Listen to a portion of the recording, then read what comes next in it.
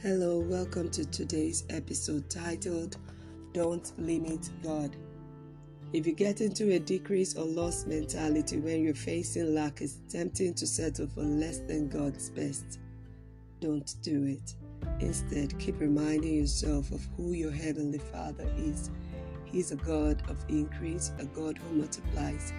The devil may have stolen something from you, but God knows how to make it up to you.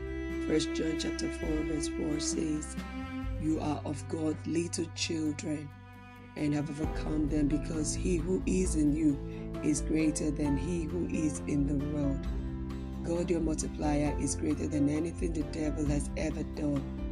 Don't limit the greatness of God's power towards you, and don't settle for less than his best. I once heard a story about some college students who settled for less. On the day of their literature final, their professor offered them a choice. He said, "If you want a guaranteed automatic C, you can leave right now and not take the test." Half the class left, delighted that they would pass the class without having to take the test. To the students who stayed behind, the professor spoke for about 10 minutes, sharing some things from his heart. He told them that he was proud of them for aiming for higher than a C, and that good things come to those who are willing to work hard, maintain their character, and help others. He also told them to expect good things and to keep demanding more of themselves than mediocre.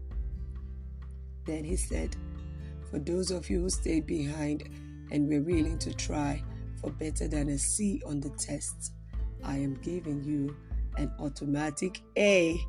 You're dismissed."